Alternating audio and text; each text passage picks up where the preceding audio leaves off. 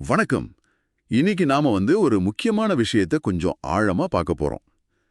இப்போ நீங்க ஒரு பேட்டரிய வாங்கும்போது மனசுல ஒரு சின்ன பயம் இருந்துகிட்டே இருக்கும் இல்லையா? அது எப்ப கெட்டு போகுமோ, சரியா வேலை செய்யுமா, இல்ல திடீர்னு ஏதாவது பிரச்சனை வந்துருமோன்னு ஒரு டென்ஷன். ஏன்னா நம்மள பொறுத்த வரைக்கும் பேட்டரிங்கிறது கரண்ட்டை சேமிச்சு வைக்கிற ஒரு டப்பா, அவ்வளவுதான். ஆனா அந்த டப்பாக்குள்ளேயே ஒரு மூளை இருந்தா எப்படி இருக்கும்? ஒரு செயலற்ற சேமிப்புல இருந்து ஒரு புத்திசாலித்தனமான ஒரு சொத்தா அது மாறினா அத பத்தி தான் இன்னைக்கு நம்ம பேச போறோம். ஆமா, இது ரொம்ப முக்கியமான ஒரு மாற்றம். பவரோட 5வது தலைமுறை ஸ்மார்ட் பேட்டரி மேனேஜ்மெண்ட் சிஸ்டம், அதாவது பிஎம்எஸ் பத்தி. அவங்க இத ஆற்றல் சொத்துகளின் நுண்ணறிவு மையம்னு சொல்றாங்க.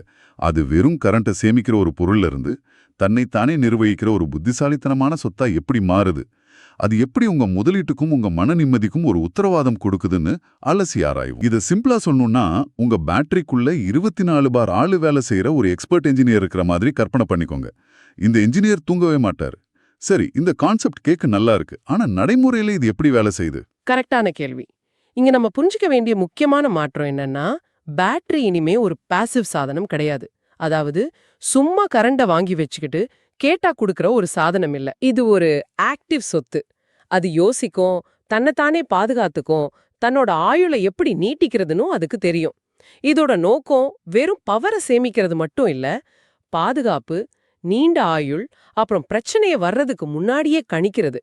இது எல்லாத்தையும் செஞ்சு உங்க முதலீட்டுக்கு சிறந்த ரிட்டர்ன்ஸ் கொடுக்கறது தான் இதோட உண்மையான வேலை. ஓகே, அந்த உள்ள இருக்கிற இன்ஜினியரோட முதல் வேலை பாதுகாப்பு தான் நினைக்கிறேன். பேட்டரினாலே மக்களுக்கு முதல்ல ஞாபகம் வர்றது பாதுகாப்பு சம்பந்தப்பட்ட கவலைகள் தான். இந்த சோர்ஸ்ல பார்த்தா பிஎம்எஸ் வோல்டேஜ், கரண்ட், டெம்பரேச்சர் எல்லாத்தையும் மில்லி செகண்ட்ல மானிட்டர் பண்ணணும்னு போட்டிருக்கு. அது எந்த அளவுக்கு ஃபாஸ்ட்? அது கண்ணை சிமிட்டுற நேரத்தை விட பல மடங்கு வேகம். இது ஏதோ கடமைக்கு கண்காணிக்கிற விஷயம் இல்ல. இது ஒரு தொடர்ச்சியான விழிப்புணர்வு. பேட்டரிகளுக்கு 3 பெரிய எதிரிகள் இருக்காங்க. 3 எதிரிகளா? ஆமா. ஒன்னு தெர்மல் ரன்அவே. சிம்பிளா சொன்னா பேட்டரி கட்டுக்கடங்காம சூடாகிறது. ஒரு செல் சூடானா அது பக்கத்துல இருக்கிற செல்லையும் சூடாக்கி ஒரு சங்கிலி தொடர்வினை மாதிரி ஆகிடும். இந்த பிஎம்எஸ் ஒரு சின்ன வெப்பநிலை உயர்வை கூட அதோட ஆரம்பத்திலே கண்டுபிடிச்சு அந்த பிரச்சனை பெருசாகிறதுக்கு முன்னாடி சரி பண்ணிடும். அப்போ இது ஒரு ஃபயர் அலாரம் மாதிரி இல்ல, புகை வர்றதுக்கு முன்னாடியே தீப்பொறி எங்க இருக்குன்னு கண்டுபிடிக்கிற ஒரு சிஸ்டம் மாதிரி. மிகச்சரியா சொன்னீங்க. 2வது எதிரி ஓவர் டிஸ்சார்ஜ். அதாவது பேட்டரிய சொரண்டி கடைசி சொட்டு வரைக்கும் சக்தி எடுக்கிறது. அப்படி செஞ்சா பேட்டரியோட ரசாயன அமைப்பே நிரந்தரமா பாதிப்படையும். 3வது கெப்பாசிட்டி ஃபேட். அதாவது பயன்படுத்த பயன்படுத்த பேட்டரியோட திறன் கொஞ்சம் கொஞ்சமா குறையிறது. இந்த பிஎம்எஸ் பேட்டரியை எப்பவும் அதோட சேஃப் ஆபரேட்டிங் ஏரியாக்குள்ளேயே வச்சிருக்கும். சேஃப் ஜோன் மாதிரி. ஆமா. அதுக்கு எது நல்லதோ அந்த எல்லைக்குள்ள மட்டும்தான் அதை வேலை செய்ய விடும். இதனால தான் உங்களுக்கு முழுமையான மன அமைதி கிடைக்குது. பாதுகாப்பு முக்கியம்தான். ஆனா ஒரு பேட்டரி 2 வருஷத்துல செயல்திறனை இழந்தா அந்த பாதுகாப்பால் என்ன பயன்? இது வெறும் விபத்துகளை தடுக்கிறது மட்டும் இல்லாம பேட்டரியோட வயசாகும் ப்ராசஸையும் நிர்வகிக்குதுன்னு ஒரு இடத்துல படிச்சேன். அதான் எனக்கு ரொம்ப சுவாரஸ்யமா இருந்துச்சு. டைனமிக் ஈக்குவலைசேஷன் ஒரு விஷயத்த மென்ஷன் பண்ணியிருக்காங்க. அது என்ன, வண்டியோட டயரை பேலன்ஸ் பண்ற மாதிரி ஏதாச்சும் விஷயமா? நல்ல ஒப்பீடு. ஆனா அதை விட இது இன்னும் கொஞ்சம் அட்வான்ஸ்டு. ஒரு படகு போட்டியில ஒரு டீம்ல 10 பேர் இருக்காங்கன்னு வச்சுக்கோங்களேன். ஒருத்தர் கொஞ்சம் சோர்வா துடுப்பு போட்டா மொத்த டீமோட வேகமும் குறைஞ்சிடும் இல்லையா? ஆமா, மத்தவங்களும் அதிகமா கஷ்டப்பட வேண்டியிருக்கும். அதேதான். பேட்டரி பேக்லயும் இதே கதை தான். உள்ள நிறைய செல்கள் இருக்கும். அதுல சில செல்கள் மத்ததை விட கொஞ்சம் வீக் ஆகலாம். சாதாரண சிஸ்டம்ல அந்த ஒரு வீக்கான செல் தான் மொத்த பேட்டரியோட பெர்ஃபார்மன்ஸையும் குறைச்சிடும்.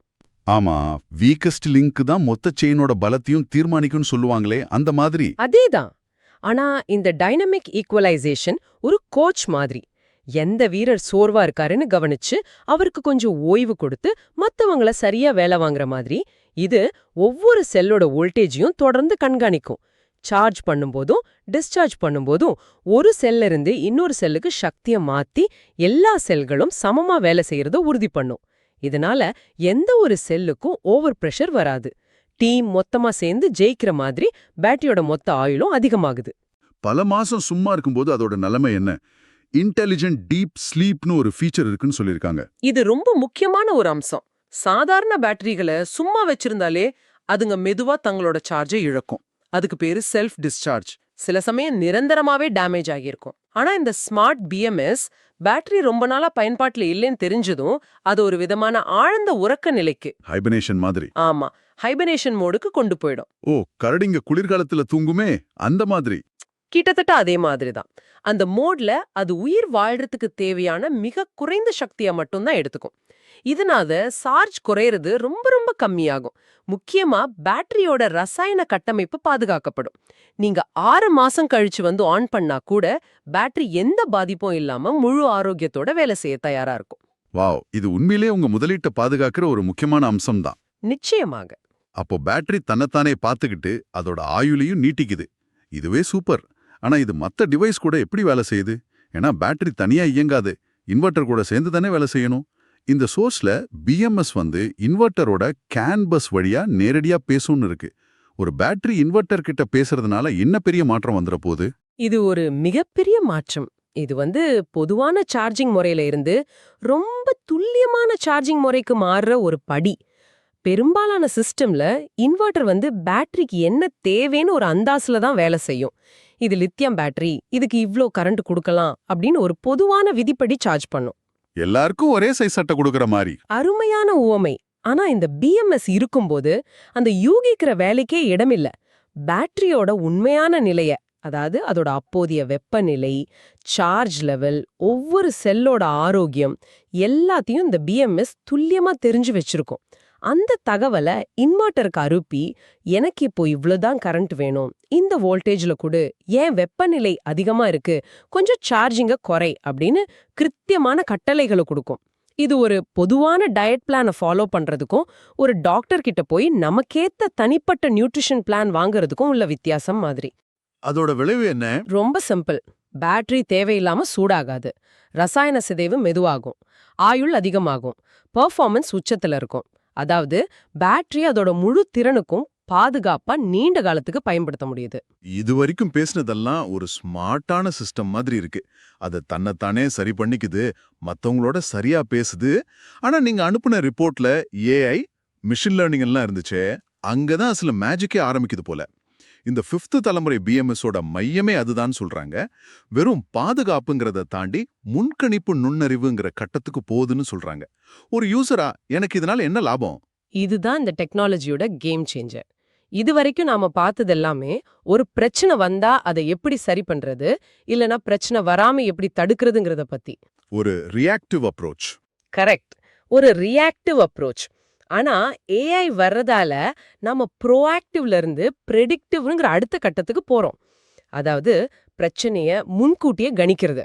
ஒரு நிமிஷம், கணிக்கிறதுன்னா என் பேட்டரி அடுத்த வாரம் ஃபெயில் ஆகும்னு இது சொல்லிருமா?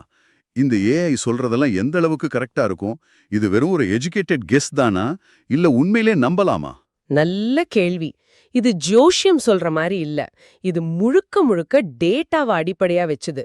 ஏஐ கார்டியன் அப்படின்னு ஒரு அம்சம் இருக்கு.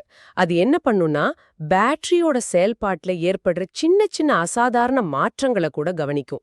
உதாரணத்துக்கு, ஒரு செல் மட்டும் மத்ததை விட கொஞ்சம் வித்தியாசமா சூடாகிறது, இல்லனா சார்ஜ் ஏறுற வேகம் லேசா மாறுபடுறது. இந்த மாதிரி சின்ன சின்ன விஷயங்களை மனிதர்களாலேயோ சாதாரண ப்ரோக்ராம்களாலேயோ கண்டுபிடிக்க முடியாது. ஆனா ஏஐ இந்த பேட்டர்ன்ஸை கவனிச்சு ஒரு பெரிய கோளாறு வர்றதுக்கான ஆரம்ப அறிகுறிகள் தெரியுது அப்படின்னு உங்களுக்கு எச்சரிக்கை கொடுக்கும். இது ஒரு நோய் முத்தி போறதுக்கு முன்னாடி சின்ன அறிகுறிகளை வச்சே கண்டுபிடிக்கிற ஒரு ஸ்பெஷலிஸ்ட் டாக்டர் மாதிரி. அடுத்தது ப்ரெடிக்டிவ் ஹெல்த் இன்சைட்ஸ். இந்த ஏஐ உங்க பேட்டரியோட கடந்த கால பயன்பாட்டு வரலாறு, வெப்பநிலை மாற்றங்கள், சார்ஜிங் பழக்கங்கள்னு ஆயிரக்கணக்கான டேட்டா பாயிண்ட்ஸை அனலைஸ் பண்ணி உங்க பேட்டரியோட மீதமுள்ள ஆயுட்காலத்தை ரொம்ப துல்லியமா கணிக்கும். அதனால இன்னொரு வருஷம் ஓடுமா இல்ல 5 வருஷம் ஓடுமாங்கிற குழப்பமே இருக்காது. உங்களுக்கு தெளிவான டேட்டா அடிப்படையில ஒரு டைம்லைன் கிடைக்கும். மெயின்டெனன்ஸ் எப்போ பண்ணணும், எப்போ மாத்தணும்னு நீங்க முன்கூட்டியே திட்டமிடலாம். இது ரொம்ப பவர்ஃபுல்லான விஷயம். ஆனா இந்த செக்கப் எல்லாம் எப்படி நடக்குது? நம்ம பேட்டரியை கலட்டி சர்வீஸ் சென்டருக்கு கொண்டு போகணுமா? தேவையே இல்ல. அதுதான் இதோட சிறப்பம்சம். இது எல்லாமே நான் இன்வேசிவ் டயக்னாஸ்டிக்ஸ். அதாவது பேட்டரிய தொடாமலேயே தூரத்துல இருந்தே செக் பண்றது. ஒவ்வொரு 3 நிமிஷத்துக்கும் ஒரு தடவை பேட்டரி அதோட டேட்டாவை கிளவுடுக்கு அனுப்பிக்கிட்டே இருக்கும். ஒரு ஆப் மூலமா நீங்க உலகத்துல எங்க இருந்தாலும் உங்க பேட்டரியோட ஹெல்த் ரிப்போர்ட்டை எடுத்து பார்க்கலாம். அது மட்டும் இல்ல, OTA, அதாவது ஓவர் தி ஏர் அப்டேட்ஸ் மூலமா உங்க பேட்டரியோட சாஃப்ட்வேரை எப்பவும் லேட்டஸ்டா வச்சுக்கலாம். புது பாதுகாப்பு அம்சங்கள், புது அல்காரிதம்கள்னு அப்டேட் ஆக ஆக உங்க பேட்டரி காலப்போக்குல இன்னும் புத்திசாலியா மாறிட்டே இருக்கும். அப்போ தன்னைத்தானே பாதுகாத்து தன்னோட வயசாகும் ப்ராசஸை நிர்வகிச்சு பெர்ஃபார்மன்ஸ்க்காக மத்த சிஸ்டமோட பேசி எதிர்காலத்துல வர்ற பிரச்சனைகளை கூட முன்கூட்டியே கணிக்கிற ஒரு முழுமையான அமைப்பு பத்தி பேசிட்டு இருக்கோம். இது ஒரு பேட்டரின்னு சொல்றதை விட ஒரு எனர்ஜி மேனேஜ்மெண்ட் பார்ட்னர்னு சொல்றதுதான் சரியா இருக்கும்னு தோணுது. இந்த சோர்ஸ்ல சொன்ன மாதிரி இது மின்சாரத்தை ஒரு நிர்வகிக்கப்பட்ட வளமா மாத்துது. 100க்கு 100 சரி. இதோட மையச் செய்தி அறிவின் மூலம் நம்பகத்தன்மைங்கிறது தான். நீங்க வாங்குறது வெறும் சக்தியை சேமிக்கிற ஒரு பெட்டி இல்ல. அது நீண்ட காலம் உழைக்கவும், சிறப்பாக செயல்படவும், யோசிச்சு செயல்படவும் வடிவமைக்கப்பட்ட ஒரு நுண்ணறிவு அமைப்பு. இந்த நுண்ணறிவு மேலாண்மை தான் இத ஒரு ஆபத்தில்லாத முதலீடா மாத்துது. சாதாரண சிஸ்டம்ல ஒரு பிரச்சனை வர்ற வரைக்கும் நீங்க காத்திருக்கணும். ஆனா இங்க அந்த நுண்ணறிவு தொடர்ந்து வேலை செஞ்சு உங்க முதலீட்டை பாதுகாக்குது, அதோட மதிப்பையும் அதிகரிக்குது. இது யோசிப்பதற்காக உருவாக்கப்பட்டதால் நீண்ட காலம் உழைக்க வடிவமைக்கப்பட்டிருக்குது. இன்னைக்கு நாம பேசினதுல இருந்து ஹியூபவர் பிஎம்எஸ்ங்கிறது ஒரு சாதாரண பாதுகாப்பு சாதனம் இல்லைன்னு தெளிவா புரியுது. இது பேட்டரியோட ஆரோக்கியத்தை நிர்வகிக்கிற, செயல்திறனுக்காக தொடர்பு பண்ற, ஏஐ மூலமா எதிர்காலத்தை கணிக்கிற ஒரு இன்டெலிஜென்ஸ் ஹப். ஒரு சாதாரண சேமிப்பு டப்பாவுக்கும் தன்னைத்தானே பராமரிச்சுக்கிற ஒரு ஆற்றல் சொத்துக்கும் உள்ள வித்தியாசம் இதுதான். இது ஒரு முக்கியமான கேள்வி எழுப்புது. நம்ம வீடுகள்ல இருந்து பெரிய தொழிற்சாலைகள் வரைக்கும் சேமிக்கப்பட்ட ஆற்றலை நாம அதிகமா நம்பியிருக்கிற இந்த காலத்துல அறிவற்ற அமைப்புகளால நாம கொடுக்கிற உண்மையான விலை என்ன? ஒரு திடீர் செயலிழப்பு, குறைக்கப்பட்ட ஆயுட்காலம், எதிர்பாராத மாற்றுச் செலவுகள்னு பல மறைமுகமான செலவுகள் இருக்கு. இந்த டெக்னாலஜி நமக்கு என்ன காட்டுதுன்னா, ஆற்றலோட எதிர்காலம்ங்கிறது அதோட கொள்ளளவை பத்தி மட்டும் இல்ல, அதை நிர்வகிக்கிற நுண்ணறிவை பத்தியும் தான். இது உங்களை யோசிக்க வைக்க வேண்டிய ஒரு விஷயம். நீங்க அடுத்த முறை ஒரு ஆற்றல் தீர்வை யோசிக்கும்போது அதோட ஹார்ட்வேரை மட்டும் மதிப்பிடுறீங்களா, இல்ல அதுக்குள்ள இருக்கிற மூளையையும் மதிப்பிடுறீங்களா?